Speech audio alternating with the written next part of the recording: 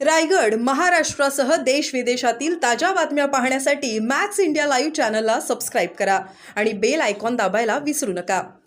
ते असते पाणी पुरवठा असतो एकूण कामापासून समाजात नाही, सगळ्यात महत्त्वाचं बघा, कोणतंही काम वेळेत झालं तर त्या कामाला किंमत असते.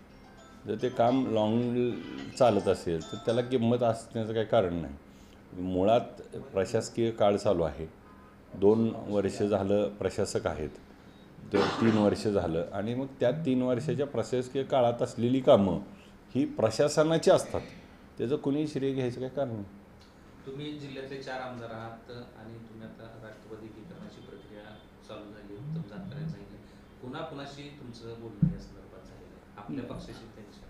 नाही, आता जर आपल्या पक्षात जयंत पाटील साहेब आमचे नेते आहेत, आम्ही त्यांच्यासमोर आमची भावना व्यक्त केली होती.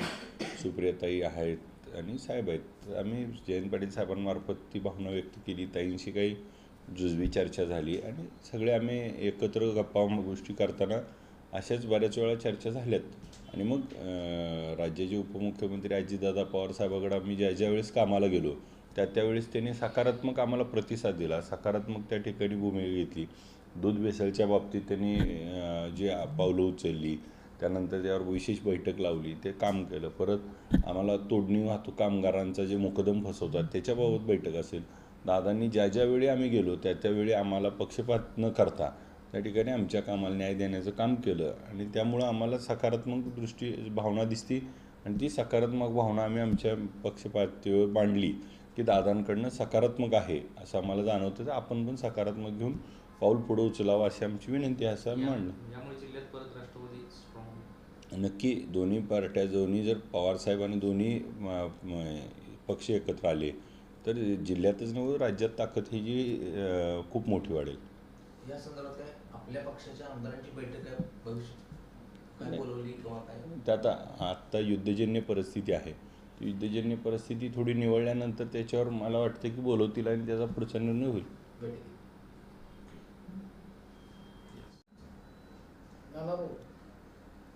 राष्ट्रवादी एकत्र येण्याच्या खूप चर्चा सध्या सुरू आहे, याबद्दल आपलं मत काय? नक्कीच आपण बघितलं असेल, देशाचे नेते शरदचंद्र पवार साहेबांनी आपल्याच माध्यमातून आम्ही ऐकलं की साहेबांनी दोन्ही राष्ट्रवादी एकत्र आल्या तर आश्चर्य वाटणार नाही असं विधान केलं, असं आम्ही न्यूजमधून ऐकलं. पण साहेबांनी जर ह्या पद्धतीनं भूमिका असेल तर नक्की आम्ही त्याबद्दल सकारात्मक आहोत. जो निर्णय साहेब घेतील तो आम्हाला अंतिम असेल आणि दोन्ही राष्ट्रवादी एकत्र आल्या, दोन्ही पवार कुटुंब एकत्र आले तर याच्यासारखा आनंदाचा क्षण दुसरा कोणताही नसेल. सोलापूर जिल्ह्यातले 4 आमदार पवार साहेबांचे आहेत. 4 आमदारांची सुद्धा खासदारांनी सुद्धा त्यासाठी प्रयत्न केल्याची अशी चर्चा आहे की एकत्रीकरणासाठी पाटलांच्या माध्यमातून अजित सहभाग पवारांची जास्त आहे किंवा तुमचा आग्रह जास्त आहे?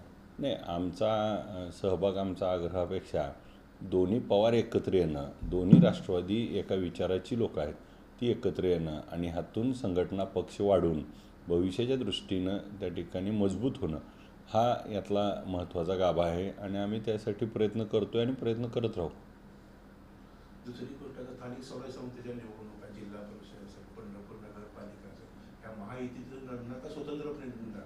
नाही, आम्ही आत्ता ही नगरपालिका आता निवडणूक 4 महिन्यात सरकारने त्या ठिकाणी सुप्रीम कोर्टाने आदेश केलेत.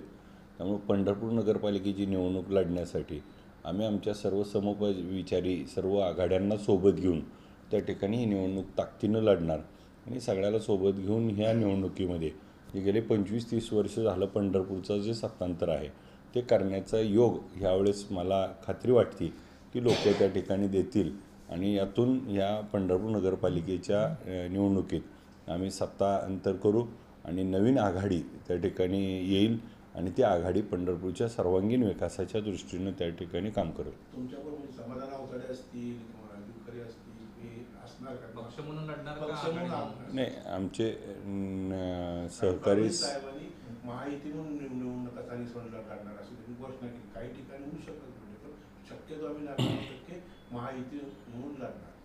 सन्माननीय सदस्य राजाभाऊ खारेसाहेब असतील आणि सन्माननीय सदस्य समाधानदादा अवतडे साहेब असतील, त्यांच्यातली जर त्या लोकांना म्हणजे राजाभाऊ खरे साहेबांना आम्ही तरी एकत्र लढू परंतु आवताडे साहेबांच्या सहकाऱ्यांना जर तिथं त्या ठिकाणी न्याय मिळत नसेल तर त्या सहकाऱ्यांच्यासाठी दादा देखील आमच्या आघाडीत सामील होतील आणि आघाडी म्हणून आम्ही लढू.